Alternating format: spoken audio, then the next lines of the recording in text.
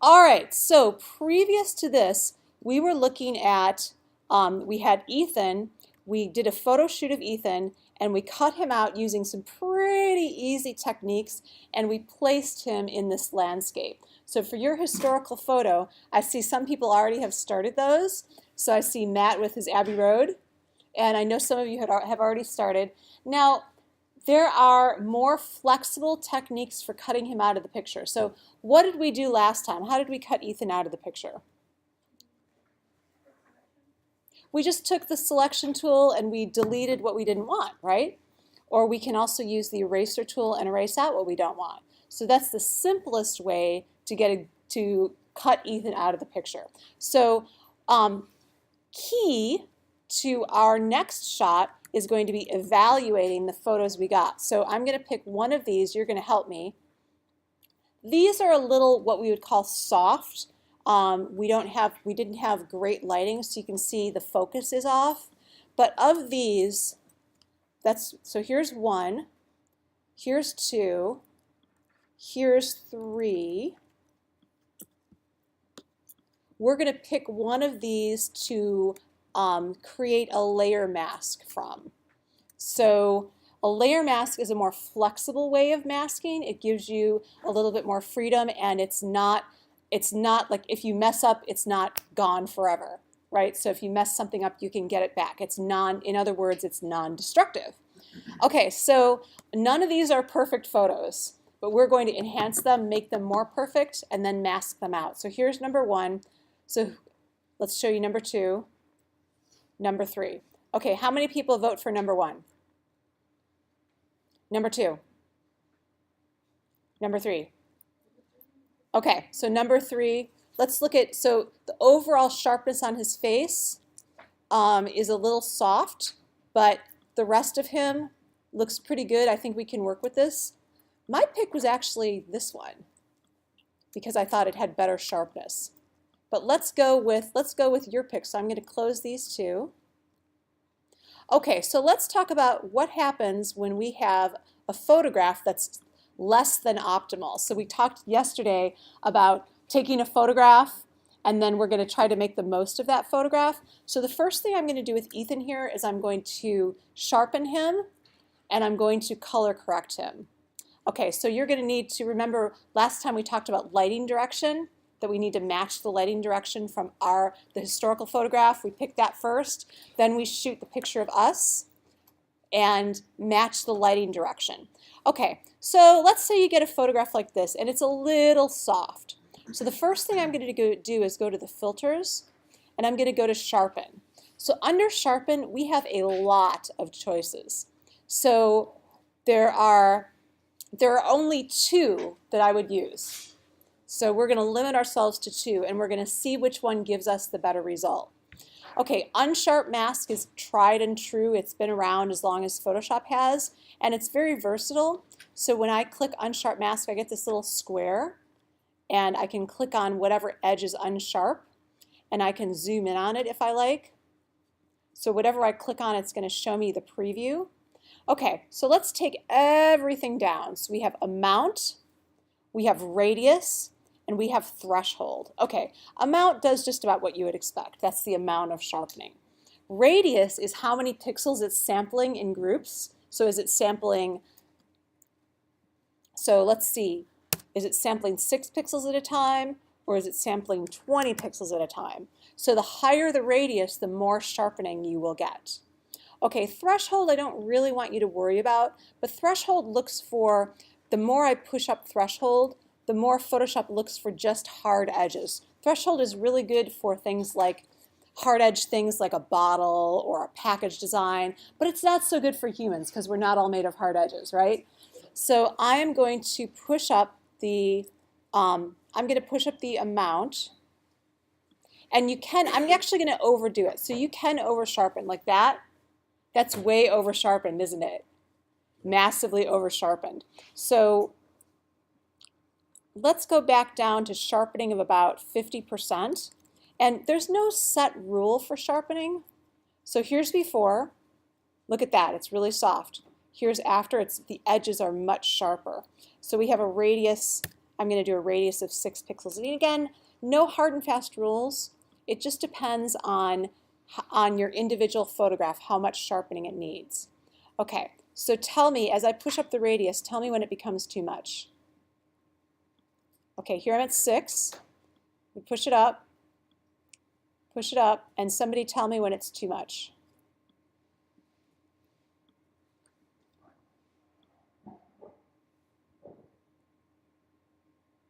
We're still good? So when we get to 30, that was too much. So we were at about 20 before. Okay, so does that look decent? Should we turn the lights off so you can see this better? Okay, let's do that. Okay, so our ideal sharpening for this photograph, not every photograph is going to be the same, is amount of 50% and radius of 21. Okay, so I'm going to click OK. All right, cool. So now I'm going to undo that. We're going to remember those numbers. And let's look at the other method of sharpening. Okay, so again, there are lots of methods of sharpening. Smart sharpen can be nice if you know, oh gee, I moved the camera. Okay, so smart sharpen gives you, so I can remove motion blur, like if you accidentally moved the camera while you were shooting. I can remove lens blur, so and I can also remove Gaussian blur, which is just general digital imaging blur. So I'm going to see if removing motion blur, because Ethan was moving, I was taking a picture of him, and we were in a low light situation, right? So I think motion blur might give me a better result. And again, we have our preview. Okay, so now we have the same thing. Here, let's take it all the way down. Okay, so here's no sharpening. So it's trying to sharpen by reducing the amount of motion blur. Radius and amount do the exact same thing. So this is a little bit more subtle. And there's also reduced noise. So what kind of noise are we talking about? I'm going to push this all the way up, and we're going to get a ton of noise.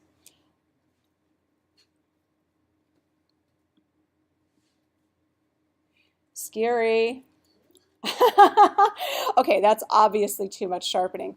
But let's take the amount and the radius down to the point where we do get some noise. See that when you look at it, see how grainy that is?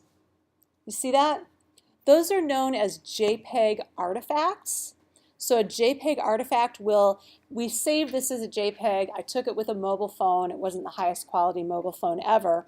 So remember, JPEG is what kind of compression? Does it lose data or does it preserve your picture perfectly?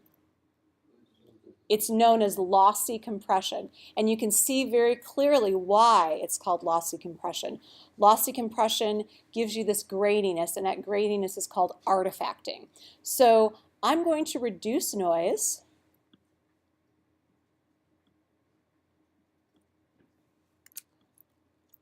So here's our before, and here's our after. So which do you like better, unsharp mask or smart sharpen? So who votes for unsharp mask? Who votes for smart sharpen? Okay, I think smart sharpen is better too. So let's fine tune that a little bit. I'm going to see if I can reduce noise a little bit more and pump up the amount a little bit more. I think that preserves a more natural looking result. So we're going to hit OK. So you're probably going to need to sharpen everything you take unless it is a really great camera and you have really perfect lighting that day. It's really sunny out, unless conditions are perfect, usually every digital photograph needs to be sharpened. Okay, now what else is the problem here with Ethan's photo? What's the color balance like? Really warm. Jenna, thank you. It's really warm. It's overly warm. If we look at Ethan over here, we can see the color of his hair is, and the color of his hair is right here. It's a very brassy yellow. So we don't want that. We want to take that out. Okay, so what we're going to do is we're going to use something new. That something new is called an adjustment layer. All right, so they're all under here on the layers panel. It looks like a circle. It kind of looks like that yin and yang symbol. But it's also under layer, new, It's actually under layer, new adjustment layer. Okay, so the one we want, there's tons of them in here. You can do black and white. So let's say we wanted to Photoshop Ethan into a historical photo. We can dispense with the color entirely just by hitting black and white, right? Now the cool thing about these is if I look at I'm going to drag the layers panel out right here. The cool thing about these is, look, it becomes, when I say adjustment layer, it actually is a layer.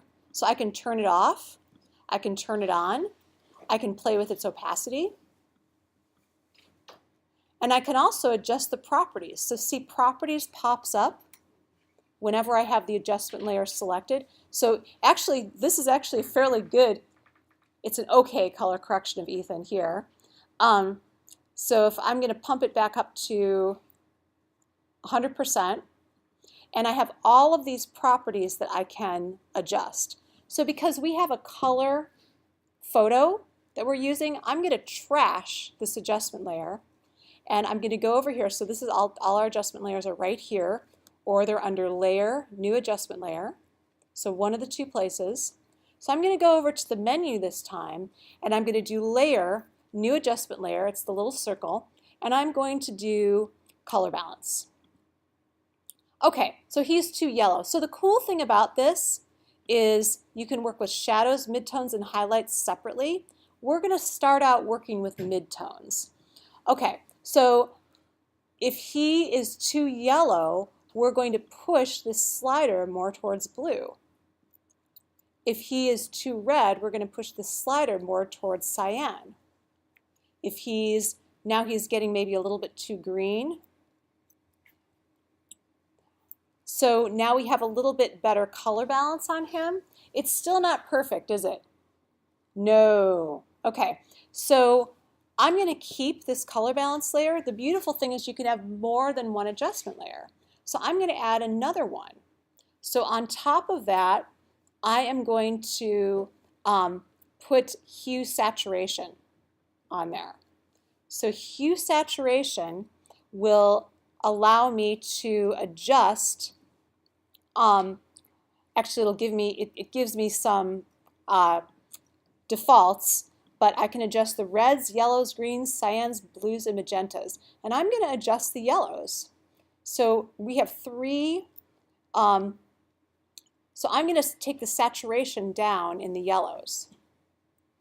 Okay, so now that's much better, isn't it? Okay, so let's look at what we have. So here's our before. And so he's super yellow. We color balanced out some of the yellow, and then we took down the saturation. So does he have a convincing skin tone? Yeah. Is that more convincing as far as his hair goes? Okay, so we're going to save this picture of Ethan, and we're going to call this Ethan corrected.psd. Okay, any questions so far? So, Mike. I don't understand. So when you get a picture, you have to have. You were showing me. You gotta make sure you have your pictures in pictures. Yeah. Okay. So that's a good point. That is about image size. Yeah. And actually, I will get to that in just 1 second. Okay. Thank you. But thank you for reminding me because that's the next thing I want to cover. Other questions, Lexi? So for the sharpening, even though the preview box is only like this big, it does it to the whole picture? Yes, ma'am. Okay. Does it to the whole picture. Okay, so now to Mike's point, remember how we shrank Ethan down to fit into the space that we had? Okay, so let's look at this. So this is a little bit more sophisticated, okay? So we're going to do, so this picture of Colorado, I'm going to check the size of it. And we were doing this with Mike's base photo a little bit ago. So we're going to go to image, image size. So image size, we're going to check the dimensions. This is 2976 by 3,968 pixels. Okay, is that enough resolution for us to do, for a background, for us to create this piece? Wild guess. I know we haven't covered this subject yet. Yes, it is. Okay, and here's how I know. Okay, it's right now we have a resolution of 314 pixels per inch, which is standard. And let's look at the size in inches. So we could see how we have percent, pixels, inches, centimeters, millimeters, points, picas, and columns. Well, I'm going to look at how big I could print this thing in inches. I could print it at 9 by 12 inches at 314 pixels per inch. So 300 pixels per inch is the standard that you want to shoot for. Okay, so around 2,000 by 3,000 is about right. Okay, so if you are downloading an image off the web and it's 1,700 by, 1,000 pixels, is that going to give you enough resolution to work with? No, you need at least double that. So remember, we searched on large images. I'm going to go ahead and search on large images just so we do that one more time.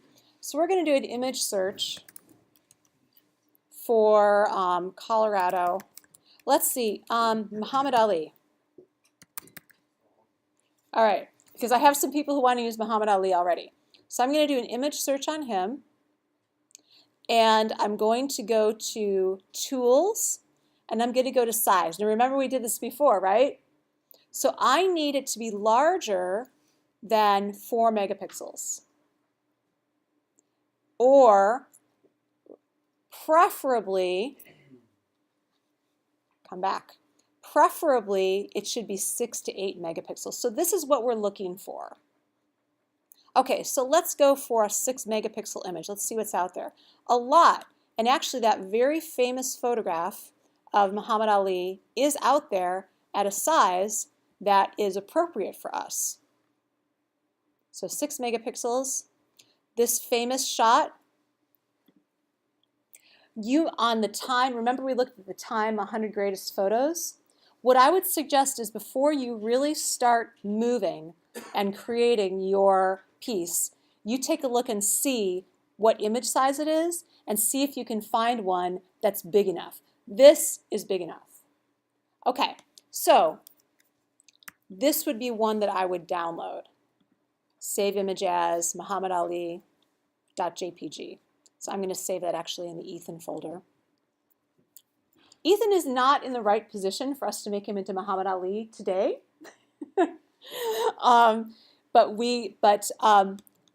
So we're going to actually work on the landscape, but you see how important the image size of your background is. So we need to make sure that we have enough resolution to work with. Okay, so now this picture of Ethan, which I took with my mobile phone, let's look at the size of this. Image size. It's 3,000 by 5,000. So we actually have more resolution than we need, right? So what I'm going to do is mask him out and size him down, letting Photoshop do the work for us. Okay, so second concept. So our first concept here was the idea of color correction using adjustment layers. Concept number 2 is the idea of using layer masks. Okay, so if I'm here in the layers panel and I mouse on over past the image adjustments and I look at this it's actually add vector mask. I look at this, which has created it looks like a box with a hole in it. That is a layer mask. So what I'm going to do is I'm going to make a rough selection. Anyone remember which selection tool we used? Yep, quick selection. So I'm going to make a quick selection of Ethan. Okay, and this really is very quick. And remember, I can take the size of that down, and if I hold down the Alt or Option key, what happens? Subtract. So Option subtracts, Shift adds. So I'm going to try to subtract out this stuff and this stuff until we have a decent rough selection of Ethan. Okay, now I'm going to click on this thing, Layer Mask. So that's going to add a mask. And oops, I need his other arm. I'm always missing that arm.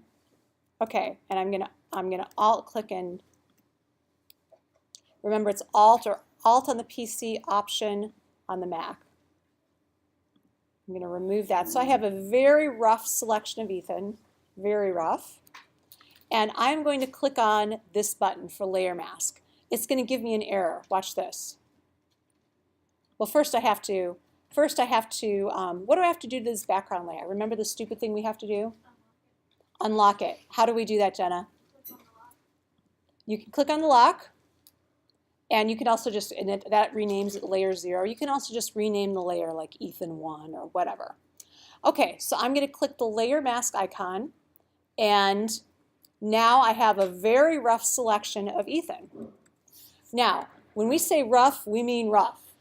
So now here, if I alt click or option click, this is what my mask looks like. So it looks okay on his hands and his head, but everywhere else it looks awful. So I'm going to hold down alt again. So I have a choice here.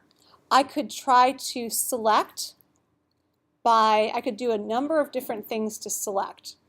I could use the quick selection tool again.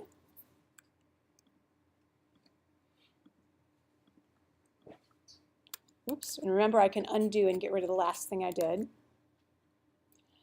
And to add it to the mask, I need to fill it with, what color do you think, black or white?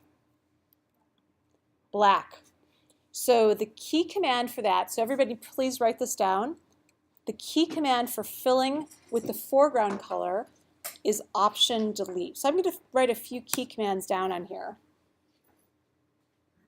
Okay, so default colors. First we need to spell that correctly. So to get the default of black and white, we hit D on the keyboard. Option delete fills with the foreground. Command or control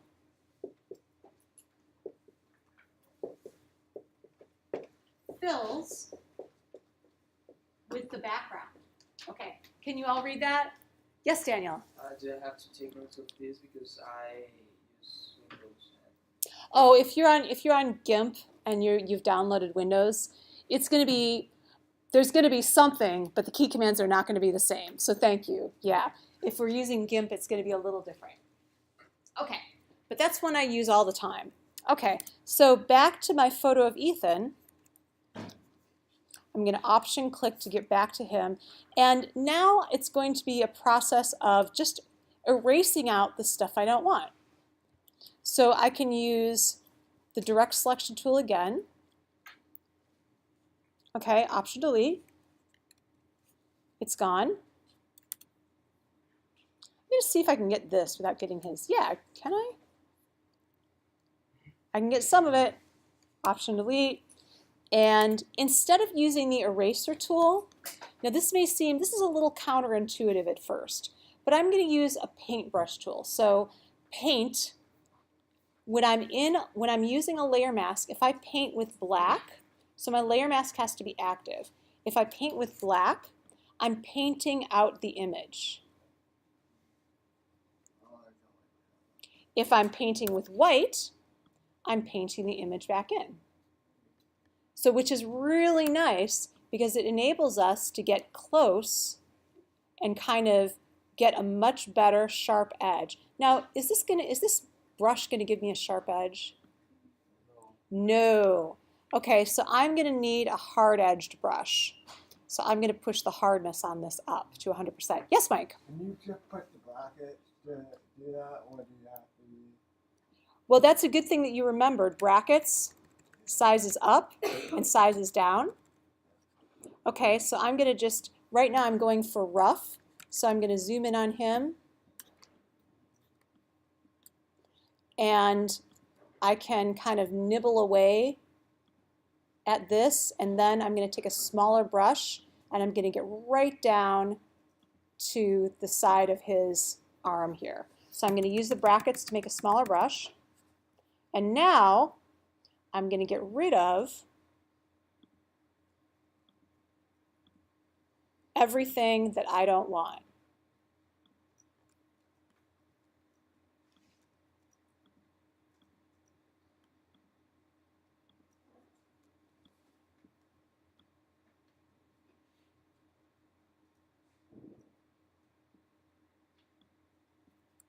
Okay, so I happen to be a complete, total, insane nut about masking. So I'm going to do a demo quality job here, but in reality, I would go to this magnification and I would make sure I got every pixel. So I'm just a little nuts about masking, and I want you to be too, because better masking equals better quality image. So here I'm roughing it in, and now I'm going to zoom out. And again, I'm using kind of short strokes because I don't want to have to undo and redo. And I am nibbling away at the parts of the image that I don't want.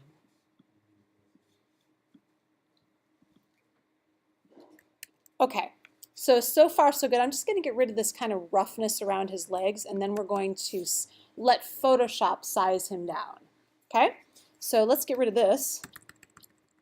So again, if I'm painting with black, I'm painting away the image. By the way I'm getting straight lines by holding down the Shift key. Shift key always constrains.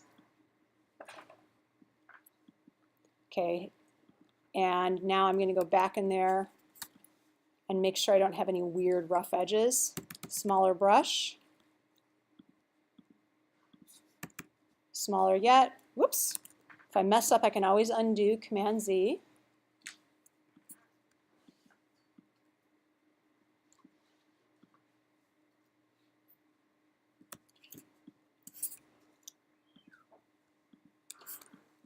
And I'm going to smooth out his leg here. Okay, I'm going to get rid of that other stuff. Sometimes people prefer to go in and outline, and that's fine too.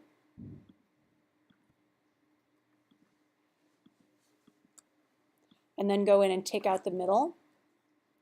That's also totally fine, whatever works for you. Okay, I said I wasn't going to be a nut, and here I am being a nut. All right, let's get rid of the really bad stuff, like that,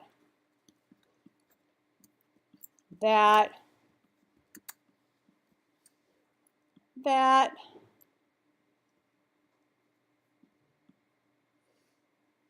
So painting with black, painting with a mask, erasing the image.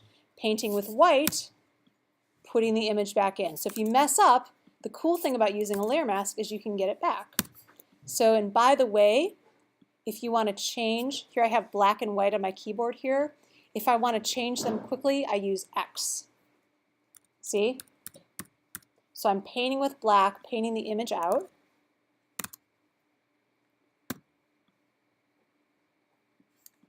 Doing a low quality job here, not sweating the small stuff, which I should.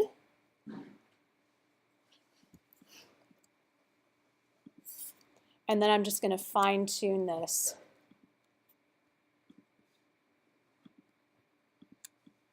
All right, let's see if there's anything else that's blatantly bad. Yeah, right up here. That's blatantly bad. I might ignore that for now, but I can't ignore his face. That's just bad. Okay, so see, I still have some edges that I would need to mask out. See that? If I wanted this to be perfect, which I do. But this I definitely can't have. This would be no good. No good at all.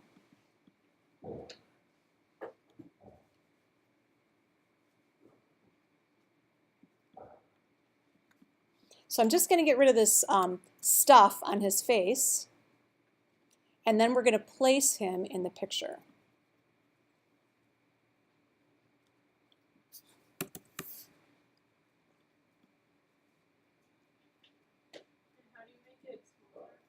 That is where there's one of two ways. The first way is Command T. So layer transform, it's under the layer menu, and it's layer transform free transform. Or you can just do Command T and get the same thing. So here's Command T. So I'm just going to do, this is kind of the cheater's way. We did it the cheater's way last time. So Command T, free transform, and or we can let Photoshop do the work for us and it will do a better job. I meant like the size of the brush. Oh, the brush. Sorry. It's the brackets. So bigger brush, right bracket, smaller brush, smaller bracket.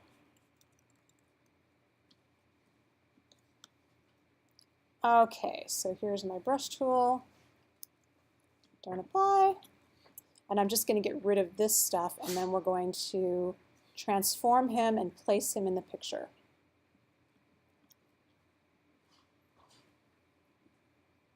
Okay, so again, this is not perfect. I like perfect. This is not. Okay, close enough for demo purposes. All right, so let's do Command 0, which puts him all the way out. And now I can do a couple different things. So I can hit Command T and free transform him. And how do I stop from squishing him or stretching him? What key do I hold down? Shift. Shift key always constrains. So I can do that. So, or I can use this, image size. Remember we did that to check the resolution?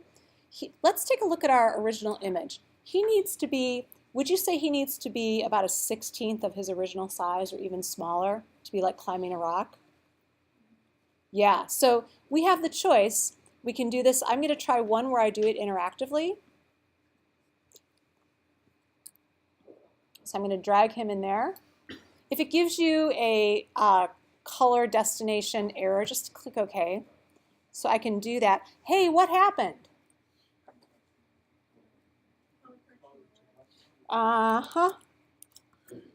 The color correction layer did not go with us. Okay, so let's go back to Ethan. What we need to do is merge all of these layers. So I'm going to shift select them all. And then I'm going to go ahead and I'm going to merge them. Okay, now it's called Hue Saturation 1, and I'm going to call it Ethan 2. So two choices here. I can use Command T to transform him. And notice it's giving me his width and height here. So I need to transform him to about, let's have him climb this so he's a little bit closer. So we'll have him on the rock here, trying to climb this plant life. Or I can allow Photoshop to do the same thing for me. And I can go image size. And I know that I need him to be about 1 inch tall. So I'm going to give him a height of 1 inch. And I'm going to give him a width. Now this is our preview. That's not so good, is it? 0.5. And I can lock those. So now they're unlocked, they're locked. So I'm going to lock those. I'm going to make him width 0.5, and it'll automatically change. Okay. So, woo, that is really small, isn't it? So I'm going to move that one over. So there's two ways that we can change size on him. So now we have 2 copies of Ethan. Where's Ethan 2? Where did he go? I think it's that small thing. Where? Right there, above that. No, there. Yes, a little left. There, right here? No, Right? up. Yeah, above that, Yes, that's him. Okay, so we might have gone a little small there. But the point is that the point I'm making there is there's 2 methods. And we're going to put Ethan into, we have him now in the picture 3 times. Actually, I think I'm going to do 4 times. So I'm going to go back to Ethan and I'm going to undo what I just did. Or I can also go back in history.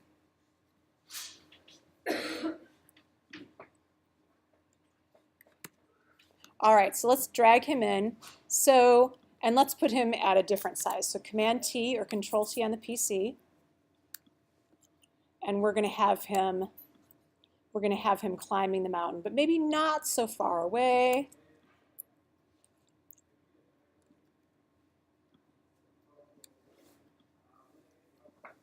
Okay, I can also, if I'm really sick of this position, I can flip him. So I can hold down the control key on my PC or my Mac, and I can scale, rotate, skew, distort, perspective, warp, or flip him. And I'm going to flip him horizontally. So there, I have him climbing the mountain there.